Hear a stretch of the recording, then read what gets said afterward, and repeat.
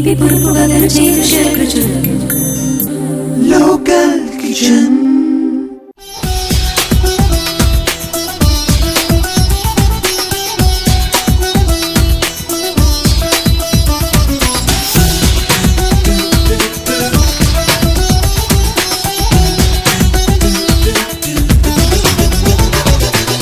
Welcome back after the break. మన next item til adrak wala gosht. అది ఎలా తయారు చేయాలో శ్రీనివాస్ గారిని అడిగి తెలుసుకుందాం.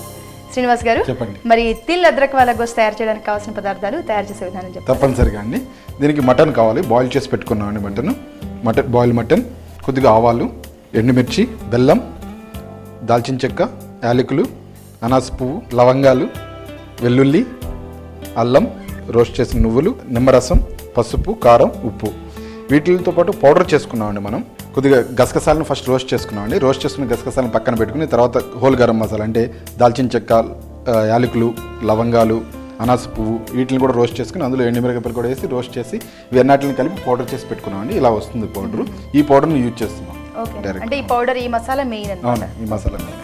మరి తయారు చేద్దామండి. స్టార్ట్ చేద్దాం.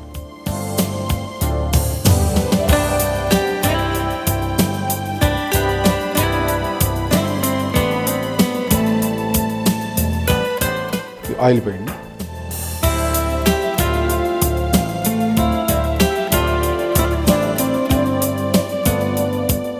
ఇంత ఆయిల్ పడుతుందండి ఇందులో? అంటే ఆయిల్ ఎక్కువ 50 ml ఉంటుంది అంతే. అంటే హాఫ్ కేజీ మటన్ కదా. ఈ మటన్ బాయిల్ చేసుకున్నామండి మనం. మటన్ బాయిల్ చేసుకున్నప్పుడు ఏమేమి? కొద్దిగా అల్లం వెల్లుల్లి, పసుపు, ఉప్పు. ఫస్ట్ ఇందులో ఆవాలు వేస్తున్నామండి కొద్దిగా.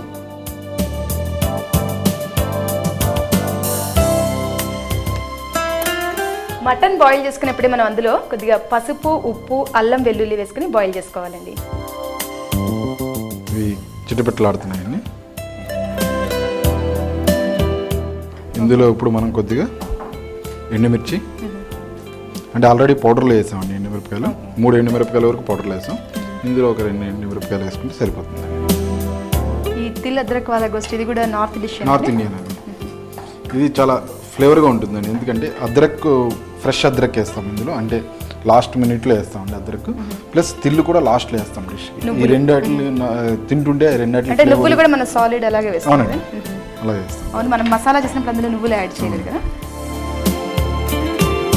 నాన్ వెజ్ డిషెస్లో ఇలా నువ్వులు ఇవి యాడ్ చేయడం అంటే కాస్త వెరైటీగానే ఉంటుంది. ఇందులో కొద్దిగా మనం ఫైన్లీ చాప్ చేసుకున్న వెల్లుల్లి వేస్తున్నాం.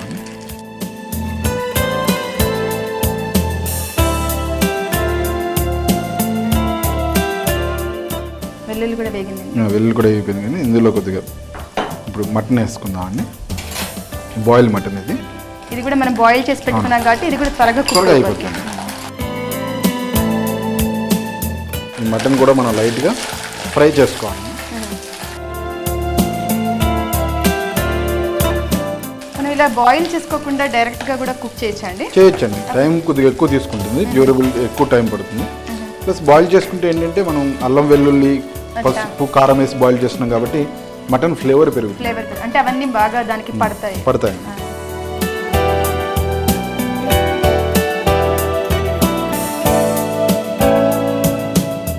దీన్ని కూడా మనం రోటీ ఫుల్కా, తందూరి, ఎనీ తందూరి, ఎనీ రోటీ, రైస్తో తీసుకోవచ్చండి. రైస్తో కూడా తీసుకోవచ్చండి. ఫ్రై అయిపోయిందండి మటన్ కూడా. ఇది ముందుగా తయారు చేసి పెట్టుకున్న పౌడర్ వేస్తున్నానండి.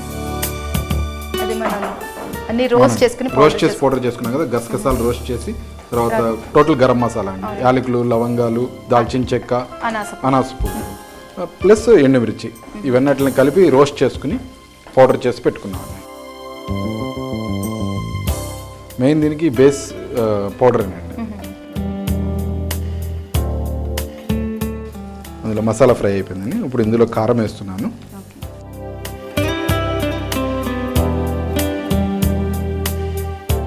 కొద్దిగా పసుపు వేస్తున్నాను. ఈ కర్రీ కూడా గ్రేవీగా ఉంటుందా లేదంటే? లేదండి, అంత మరీ గ్రేవీ ఉండదు, అలాగే డ్రైగా కూడా ఉండదండి. అంటే ఎక్కువ ప్రిఫరబుల్ రోటీస్తో తినడానికి బాగుంటుందండి. ఏం చేస్తున్నారు? వాటర్ యాడ్ చేశాక మనం ఇప్పుడు కొద్దిగా వాటర్ యాడ్ చేసి కొద్దిగా కుక్ అయిన తర్వాత మసాలా కొద్దిగా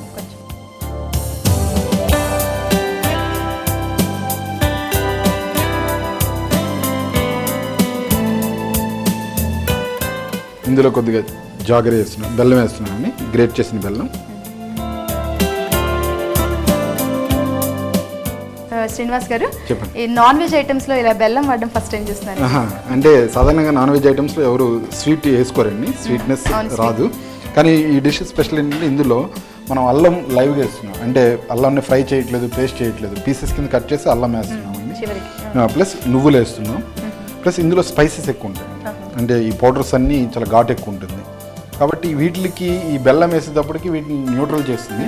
ప్లస్ అల్లం బెల్లం తింటే చాలా టేస్టీగా ఉంటుంది. శ్రీనివాస్ గారు, చెప్పండి. ఇందాకటికి ఇప్పటికి కలర్ చాలా తేడా వచ్చేసింది. అవునండి, ఈ కలర్కి ఇంత కలర్ రావడానికి కారణం ఏంటంటే బెల్లం అండి. బెల్లం వల్ల మనం బెల్లం వేయడంతో ఆ బెల్లం మెల్ట్ అయ్యేటప్పటికి కొద్దిగా క్యారమలైజ్డ్ కలర్లోకి మారిపోతుంది. ఆ బెల్లం వేయడం వల్ల ఈ కలర్ వచ్చింది. ఆల్మోస్ట్ అయిపోయిందండి. ఇందులో మనం కొద్దిగా ఇప్పుడు కట్ చేసి పెట్టుకున్న అల్లం అండి. అల్లాన్ని పొడుగు పీసుల కింద కట్ చేసి పెట్టుకున్నాం. అవునండి.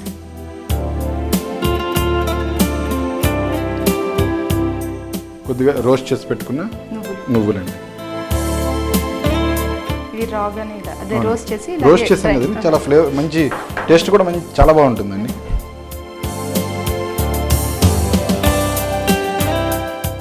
ఇది చాలా బాగుంటుందండి, అందరూ ఇష్టపడతారు. ఓకే, ఇందులో కొద్దిగా సాల్ట్ వేస్తున్నానండి. అంటే ఇప్పటి వరకు మనం సాల్ట్ వేసుకోలేదు.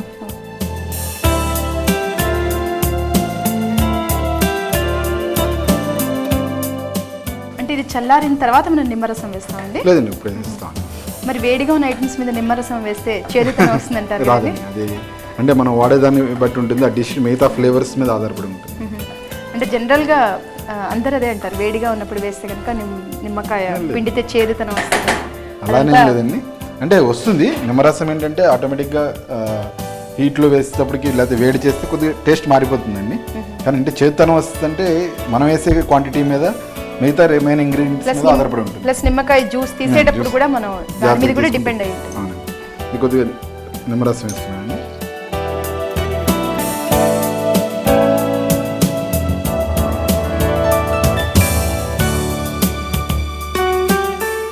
మటన్ బాయిల్ చేసి మనం పక్కన పెట్టుకుంటే ఇది కూడా చాలా ఫాస్ట్గా అయిపోతుంది.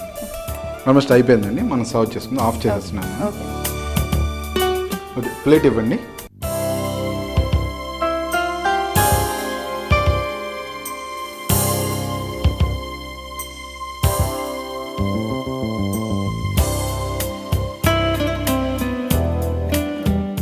గార్నిష్ చేస్తారా? అవునండి.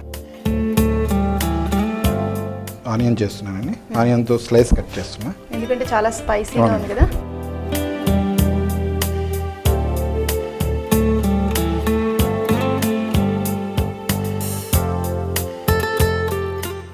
టమాటో స్లైస్ కూడా కట్ చేస్తున్నానండి.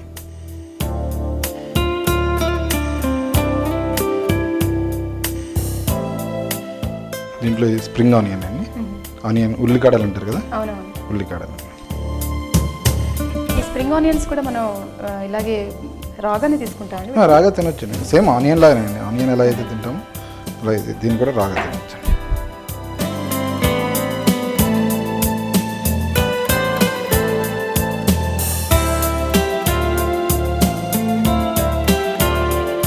తిల్ అద్రక్ వాలా గోస్ట్ రెడీగా ఉందండి. సో బ్యూటిఫుల్ చూడడానికి. థ్యాంక్ యూ అండి. చూసారు కదండి, తిల్ అద్రక్ వాలా గోస్ట్ తయారు చేసే విధానం. నాన్ వెజ్ డిష్ అయినప్పటికీ ఇందులో బెల్లం నువ్వులు వేసి చాలా వెరైటీగా చేశారు. అంతేకాకుండా దీన్ని స్ప్రింగ్ ఆనియన్స్, క్యారెట్ ఆనియన్తో ఎంతో అందంగా డెకరేట్ చేశారు.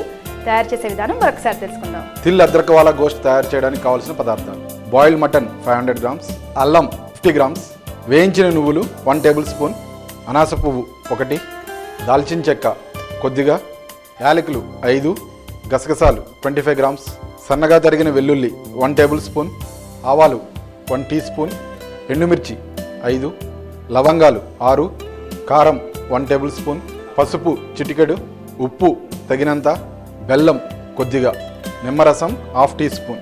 ఫస్ట్ కడాయిలో ఆయిల్ వేసి ఆయిల్ హీట్ అయిన తర్వాత ఆవాలు వేసి ఆవాలు బ్రేక్ అయ్యే వరకు వేయించుకుని తర్వాత ఎండుమిర్చి వేసి ఎండుమిర్చిని కూడా వేయించుకోవాలండి. అవి కూడా వేగిన తర్వాత ముందుగా బాయిల్ చేసి పెట్టుకున్న మటన్ వేసి మటన్ కూడా బాగా ఫ్రై అవ్వాలి. మటన్ ఫ్రై అయిన తర్వాత మనం తయారు చేసి పెట్టుకున్న పౌడర్ అండి, ఏదైతే పౌడర్ ఉందో ఆ పౌడర్ని కూడా వేసి పౌడర్ ఫ్రై చేస్తూ అందులో కొద్దిగా కారం పసుపు వేసి ఇవన్నీ బాగా ఫ్రై అవ్వాలండి. ఈ ఆయిల్ వదిలేసే వరకు ఫ్రై చేసుకున్న తర్వాత అందులో కొద్దిగా వాటర్ పోసి వాటర్తో బాయిల్ అవుతున్న తర్వాత కొద్దిగా బెల్లం కూడా వేసి అందులో మిక్స్ చేయాలండి. తర్వాత అందులో అల్లం ప్లస్ రోస్ట్ చేసుకున్న తిల్లు వేసి బాగా మిక్స్ చేసి సాల్ట్ సరి చేసుకుని సర్వ్ చేసుకోవచ్చు. చూసారు కదండి మా ఎపిసోడ్లో కీమా మటర్ తిల్ అద్రక్ వాలా గోష్ తయారు చేసే విధానం. మరి మీరు కూడా ట్రై చేస్తారు కదా. ఈ ఎపిసోడ్ ముగించే ముందు మీకు చిన్న చిట్కా చెప్తానండి. అదేంటంటే బజ్జీలు తయారు చేసేప్పుడు బజ్జీలు నూనె ఎక్కువ పీల్చకూడదు అనుకుంటే అందులో కొద్దిగా బియ్యం పిండి యాడ్ చేసి బజ్జీలు వేస్తే నూనె పీల్చవు. అంతేకాకుండా బజ్జీలు చాలా క్రిస్పీగా వస్తాయండి. మరి మా చిట్కా గుర్తుంటుంది కదా. మరిన్ని కొత్త వంటకాలతో లోకల్ కిచెన్లో మళ్ళీ కలుద్దాం. బాయ్.